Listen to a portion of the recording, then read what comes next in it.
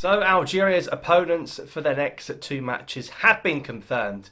They will face Saudi Arabia, managed by Hervé Renard, and Zimbabwe, who I hope are not going to be disrespected here. Zimbabwe are a good side. I know the World Cup qualification campaign, it was amazing, although they did just draw to South Africa with 10 men.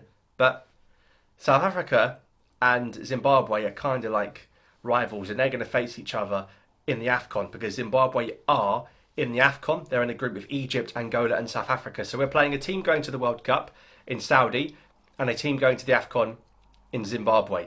And it looks like both these games are going to take place in Jeddah or in Saudi or whatever. So we're not going to play them at home. Be interesting to see how we get on the road. Obviously on the road away to Sweden.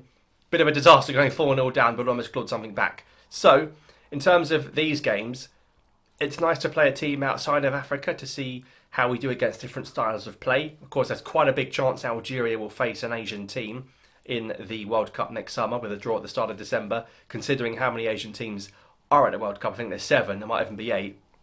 And we could easily play a Saudi, a Qatar, a Jordan, an Uzbekistan in the FIFA World Cup. So we need to get ready for this. Obviously, Hervé Renard is a man that knows about Algeria all too well. He's coached in Algeria before, not as a manager, but as a coach. And he's a good gaffer, and he's got experience all across the continent in Africa. He knows African football inside out. He's won it with Zambia, for goodness sake. He's won it with Cote d'Ivoire. I know he didn't win it in Morocco, but he's a very good coach. And he knows all about African teams. And I know many Algerian people actually wanted Hervé Renard to coach Algeria one day. He might still one day, we'll wait and see. And everyone saw what he did with Saudi in the last World Cup. He beat Argentina following that inspirational team talk and that goal from Al Dosari. So I actually think to play Saudi away in Saudi is a really good game and a good test. It's been difficult trying to get opponents because so many team situations are changing. 1 minute a team's out, the next a team has World Cup playoffs. 1 minute a team is going to play some friendlies, the next they're not. You don't know who's going to be available. So obviously Brazil wanted to play 2 African teams in this break. They've chosen Tunisia and they've chosen Senegal. You know, I'm not going to complain at that. Of course, Senegal are probably really the big hitters in the continent right now. Everyone wants to play Senegal. England played Senegal, Ireland played Senegal, and Senegal battered England. Brazil aren't that good. I could easily see Senegal beating Brazil. If Algeria were to play Brazil, I think we'd get battered, to be quite honest with you. It'd be interesting to see how the Tunisians get on in Lille in that one. So I'm okay with a Saudi game. I've got no worries with that. And in Zimbabwe, I'm looking at our AFCON group. Who's a sort of similar opponent? We've got Equatorial Guinea, Sudan.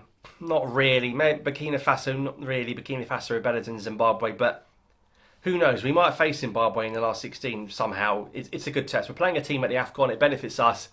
It benefits Zimbabwe. And hopefully it's going to be 2 good games. Algeria, Saudi is not going to be an easy game, especially away from home. Jeddah will be full. Of course, the country where Mahrez plays. Might even be in the stadium he plays in for his club. A stadium he knows all too well. And Zimbabwe is a team we should be beating. If we're going to be taken seriously, look at what Belmadi did. He's not won an AFCON game since the final in 2019. A lot of the players are still the same. Lost to Mauritania, drew to Angola, drew to Burkina Faso, drew to Sierra Leone, lost to Equatorial Guinea, lost to Cote d'Ivoire. We've got to start putting African teams away when it matters. It starts with beating Zimbabwe. That's what we've got to do. So I hope that we can get a good performance against Saudi. If we go to Saudi and win, it's a really impressive result. And if we beat Zimbabwe in neutral ground, it's a really impressive result. And we come away with 2 wins, you've got to get behind everyone here because that's it. You do your 2 games in November, then you watch your World Cup draw, then it's the AFCON. Yes, before the AFCON we'll have a camp in Algeria. We'll probably play a couple of friendlies against African teams only in Algeria. I actually think half the teams at the AFCON, maybe 9 or 10, are doing a pre-tournament camp in Algeria because of course the cup is in Morocco, so it's right next door. So this is probably one of the last games before we actually play a competitive AFCON. Saudi, Zimbabwe, couple of warm-ups in December, and then it's the tournament. It's that first game against Sudan on Christmas Eve. We cannot afford to still be chopping and changing.